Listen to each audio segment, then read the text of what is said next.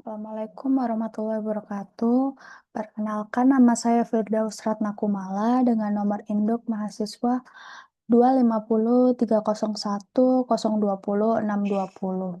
Saya dari kelas AK705 mata kuliah Akuntansi Keuangan Lanjutan dengan dosen pengampu Ibu Arni Karina. Nah, di sini saya akan menjelaskan mengenai jawaban ujian tengah semester saya sebagaimana berikut.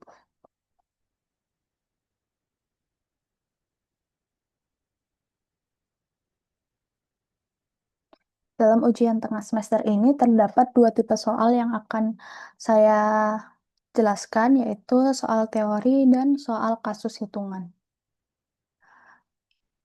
Yang pertama, soal teori ini terdiri dari tiga soal.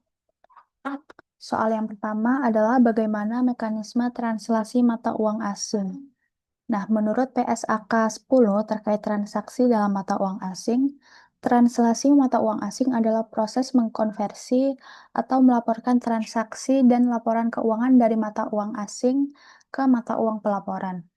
Tujuan dari translasi mata uang asing ini adalah untuk konsolidasi agar para pembaca informasi mengetahui operasional perusahaan secara global dengan memahami kondisi yang ada di dalam perusahaan dengan metode dan kurs yang berbeda-beda tergantung jenis aset atau liabilitas dan kondisi hiperinflasi. Translasi mata uang asing tidaklah sama dengan konversi atau translasi mata uang secara fisik. Translasi mata uang asing merupakan translasi sederhana dalam ekspresi moneter, seperti saat neraca menggunakan pound sterling Inggris kemudian disajikan ulang dalam padanannya dolar Amerika. Tidak terjadi translasi secara fisik dan tidak ada transaksi yang dapat dihitung seperti pada konversi. Alasan perusahaan melakukan translasi mata uang asing ini adalah yang pertama, mencatat transaksi dalam mata uang asing, yang kedua, memperhitungkan dampak fluktuasi kurs terhadap perusahaan, dan yang ketiga, berkomunikasi dengan investor atau pihak berkepentingan asing. Transaksi mata uang asing bisa terjadi langsung di pasar spot, pasar forward, atau pasar swap. Nah, untuk metode translasi mata uang asing ini terdapat eh, metode umum. Yang pertama, current rate method, yaitu menggunakan kurs akhir periode untuk sebagian besar aset dan liabilitas, termasuk ekuitas. Dan yang kedua, temporal method, menggunakan kurs historis atau untuk aset moneter dan aset yang dicatat pada biaya historis, serta kurs saat ini untuk aset non-moneter tertentu. Nah, terdapat perlakuan khusus yaitu ketika hiperinflasi.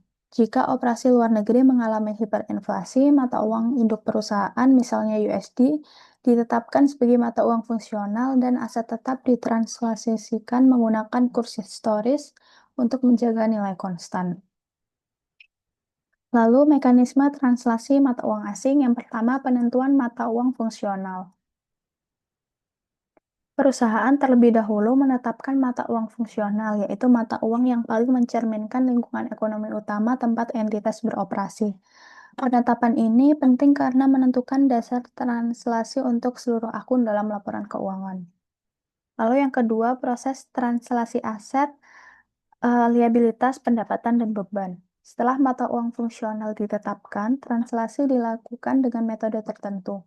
Aset dan liabilitas ditranslasikan menggunakan kurs akhir periode, pendapatan dan beban menggunakan kurs rata-rata, sementara komponen ekuitas memakai kurs historis. Metode ini memastikan konsistensi nilai antar periode. Lalu yang ketiga, pengakuan selisih translasi atau translation adjustment. Perbedaan nilai akibat perubahan kurs dicatat sebagai selisih translasi. Selisih ini tidak masuk ke laporan laba rugi, tetapi ditempatkan pada penghasilan comprehensive income atau other comprehensive income yang biasa kita kenal dengan OCI. Tujuannya adalah menjaga laporan keuangan konsolidasian tetap wajar tanpa terdistorsi fluktuasi kurs jangka pendek. Soal teori yang kedua adalah mengenai bagaimana transaksi forward dan swap terjadi. Yang pertama, transaksi forward adalah kesepakatan beli atau jual valuta asing untuk penyerahan di masa depan, lebih dari 2 hari kerja dengan kurs yang disepakati di awal. Forward mengunci nilai tukar dengan tanggal tertentu. Cara cara terjadinya adalah ketika dua pihak sepakat untuk membeli atau menjual sejumlah mata uang di masa depan dengan nilai tukar yang sudah ditentukan pada saat transaksi. Tujuan dari transaksi forward ini adalah untuk melindungi nilai dari risiko perubahan kurs di masa depan atau untuk memastikan aliran kas dalam mata uang asing. Selanjutnya adalah transaksi swap. Transaksi swap adalah gabungan dua transaksi atau pertukaran arus kas atau mata uang asing di masa depan, seringkali untuk mengunci kurs atau suku bunga serta manajemen risiko. Nah, transaksi swap ini menggabungkan transaksi tunai dengan transaksi berjangka untuk pertukaran. Cara terjadinya adalah dilakukan secara simultan. Pada saat yang sama, pihak-pihak melakukan pertukaran mata uang secara tunai, kemudian menyepakati untuk menukar kembali mata uang tersebut pada masa mendatang dengan kurs forward. Tujuan dari transaksi swap ini adalah mengelola risiko suku bunga atau mata uang, kemudian mengakses pasar yang lebih baik, dan atau menukar kewajiban dari satu mata uang atau suku bunga ke yang lain. Selanjutnya, soal teori 3 mengenai laporan keuangan interim. Menurut PSAK 3 terkait pernyataan standar akuntansi keuangan yang mengatur laporan keuangan interim, laporan keuangan interim adalah laporan keuangan yang disusun untuk periode yang lebih pendek daripada 1 tahun buku, misalnya triwulanan atau semesteran. Lalu, isi dari laporan keuangan interim ini adalah laporan keuangan lengkap dan laporan keuangan ringkas yang mencakup laporan posisi keuangan, laporan laba rugi komprehensif, laporan perubahan ekuitas, laporan arus kas, serta catatan atas laporan keuangan. Tujuannya adalah memberikan informasi yang relevan dan tepat waktu kepada pengguna mengenai kinerja dan kondisi keuangan perusahaan sebelum laporan tahunan diterbitkan.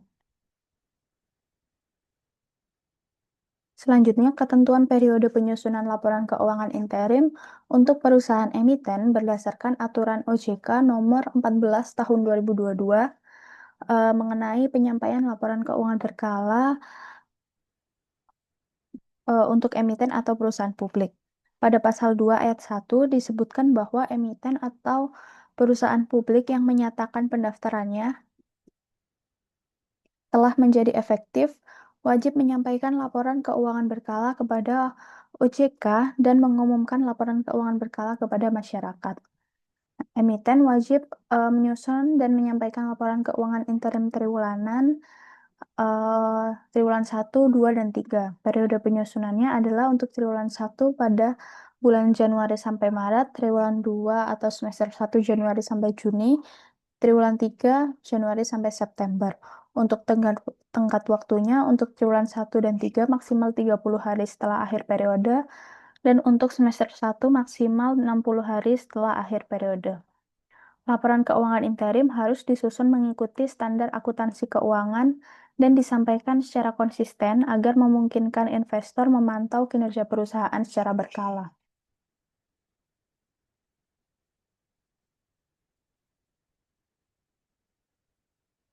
Selanjutnya adalah kita masuk ke soal kasus hitungan. Untuk soal kasus hitungan ini terdiri dari 2 soal. Untuk soal yang pertama, kita diminta, pada soal yang pertama ini, diminta untuk menganalisis bagaimana Lincoln International yang merupakan perusahaan di Amerika Serikat harus menangani transaksi yang berhubungan dengan mata uang asing.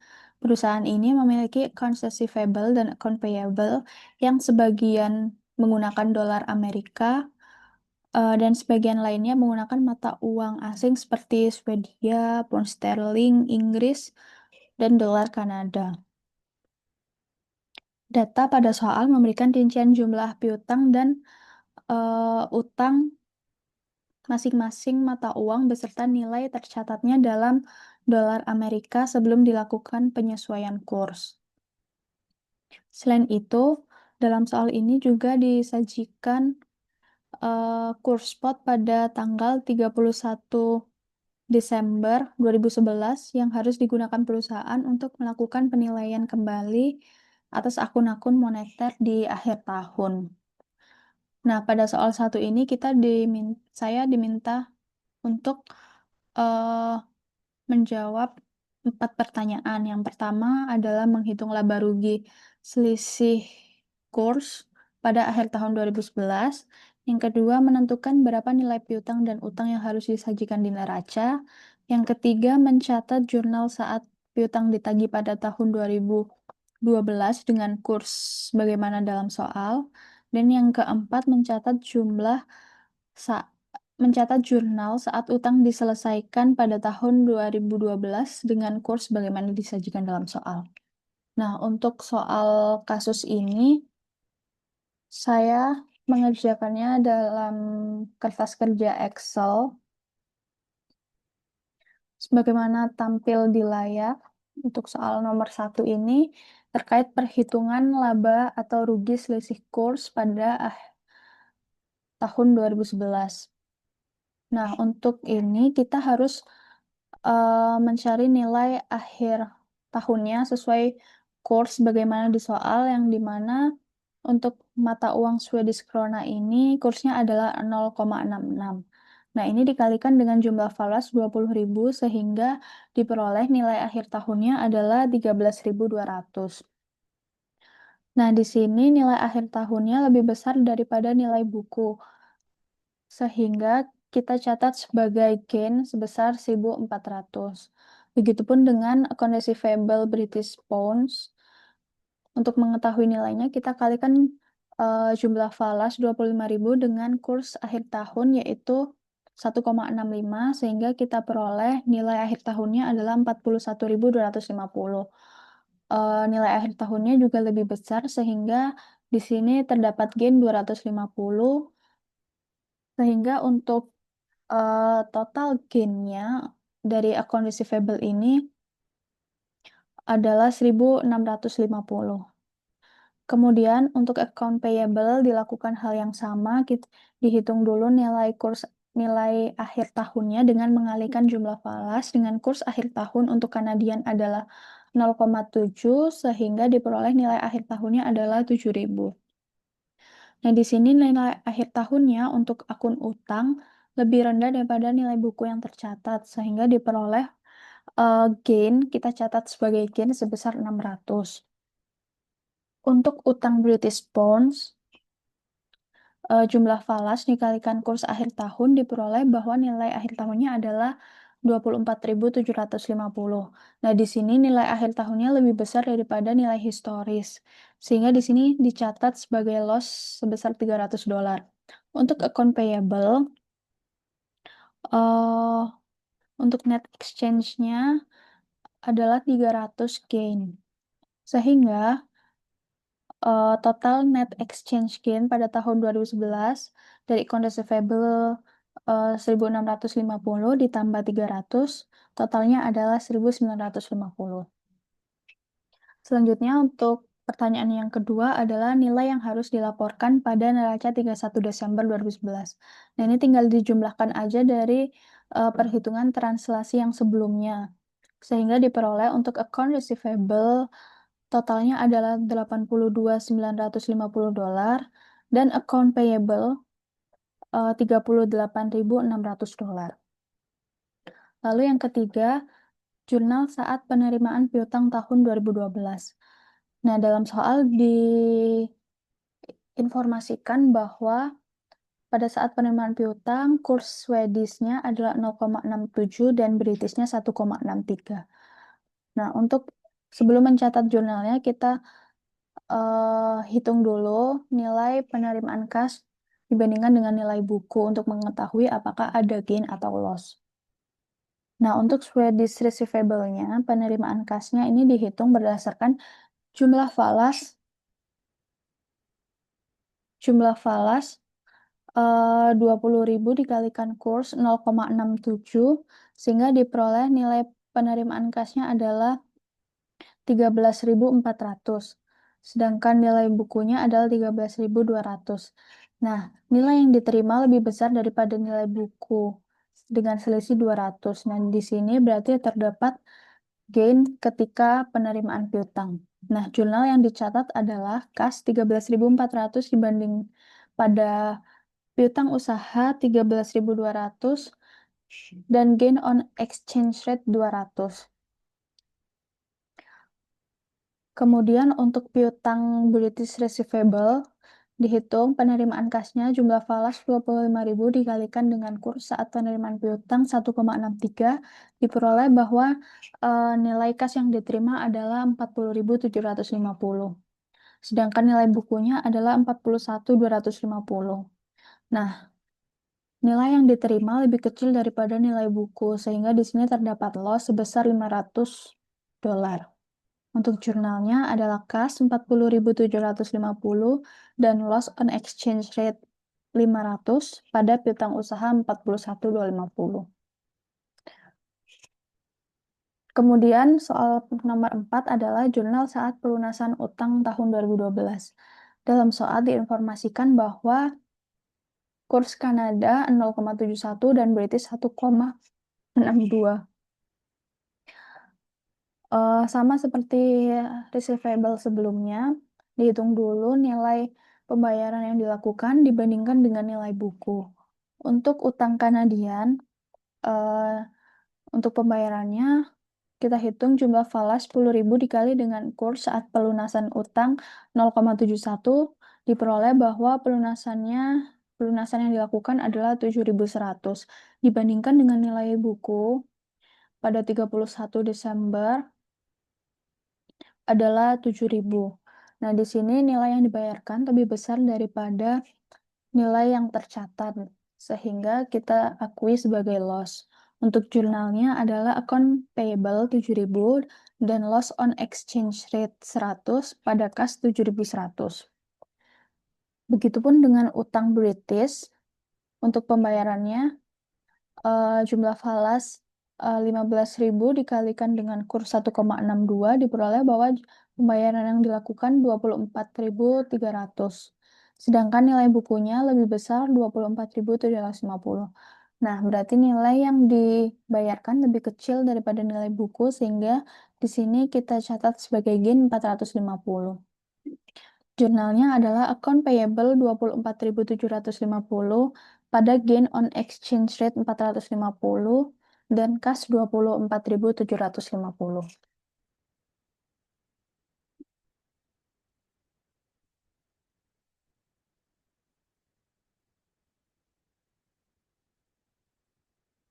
Nah, demikian untuk soal kasus hitungan yang pertama. Selanjutnya adalah soal kasus hitungan yang kedua. Nah, untuk soal kasus hitungan yang kedua ini, kita diberikan sebuah kasus mengenai akuisisi perusahaan asing dan bagaimana proses translasi mata uang dilakukan pada saat penyusunan laporan keuangan konsolidasi. Dalam kasus ini, perusahaan bernama PIL, perusahaan asal Amerika, mengakuisisi seluruh saham perusahaan Inggris yaitu Show of London pada tanggal 1 Januari 2011. Harga pembeliannya atau harga akuisisinya adalah 800.000 dolar. Dan pada saat itu kurs untuk British Pound adalah 1,6 per 1 pound sterling. Pada saat tanggal akuisisi, ekuitas Show terdiri dari 400.000 pound sterling, kapital stok 100.000 dan 100.000 retain earning. Sehingga total ekuitasnya adalah 500.000 pound sterling. Selain itu, informasi penting dalam soal adalah bahwa mata uang fungsional Show adalah British Pound, sehingga translasi dilakukan menggunakan metode current rate method. Berikutnya, tabel neraca Show per 1 Januari 2011 disajikan dalam dua bentuk, dalam British Pounds dan dalam US Dollars, berdasarkan kurs 1,6. Jumlah total aset untuk mata uang British adalah 900.000 pound sterling dan untuk mata uang US dollar adalah 1.440.000 US dollar. Setelah itu, dalam soal juga memberikan informasi tentang kurs-kurs yang berlaku sepanjang tahun 2011, yaitu kurs awal tahun 1,6, kemudian kurs rata-rata 1,63, kurs untuk dividen 1,62, dan kurs akhir tahun 1,65. Kurs-kurs ini nantinya digunakan untuk menerjemahkan pos laporan keuangan sesuai karakteristik masing-masing akun. Lalu, dalam soal juga disajikan adjusted trial balance show per 31 Desember 2011 dalam British Pounds. Semua akun dicantumkan seperti cash, account receivable, inventories, dan seterusnya. Total selisih debit dan kredit sama-sama 1.500.000 pound sterling. Setelah kemudian dalam soal kasus 2 ini kita diminta untuk menyusun translation worksheet untuk mengkonversi trial balance show dari pound ke US dollar berdasarkan kurs yang sesuai untuk tiap akun. Lalu yang kedua, menyusun jurnal pada buku PIL yang berkaitan dengan pengakuan investasi dan translasi pada tahun 2011. Dan yang ketiga, menghitung secara langsung selisih kurs translasi apakah menghasilkan gain atau loss. Sama seperti soal kasus yang pertama, untuk kasus yang kedua juga saya mengerjakannya di worksheet.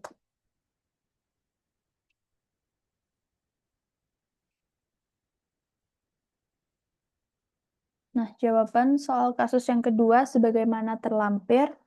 Untuk pertanyaan yang pertama, yaitu translation worksheet, konversi neraca saldo so per 31 Desember 2011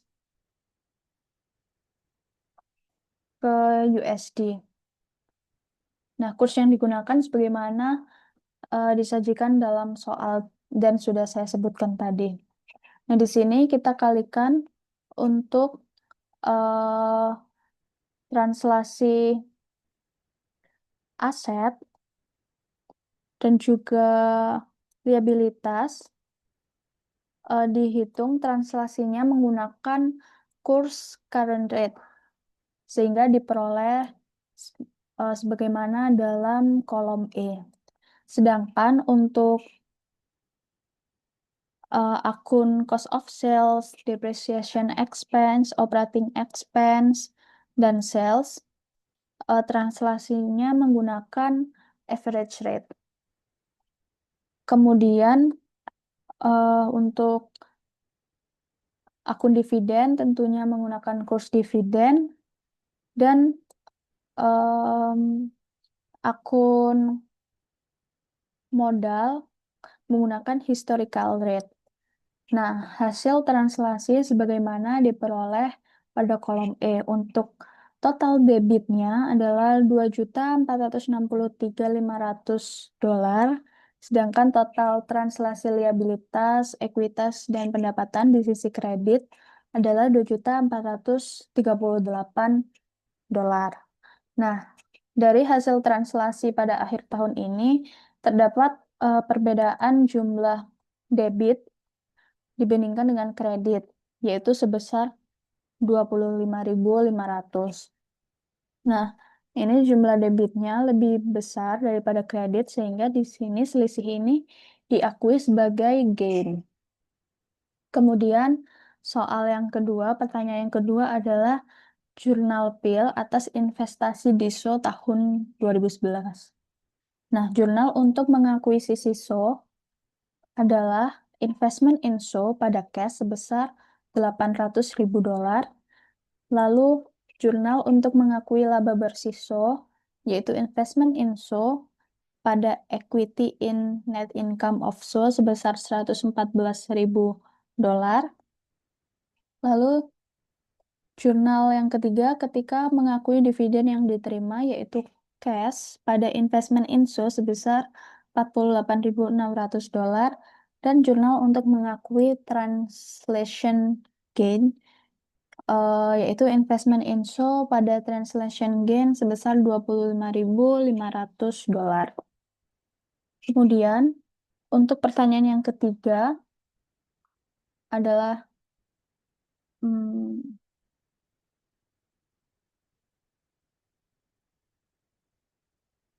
untuk pertanyaan yang ketiga, directly compute the translation gain or loss berdasarkan perhitungan translasi pada nomor satu yang tadi sudah saya paparkan pada kertas kerja dari worksheet.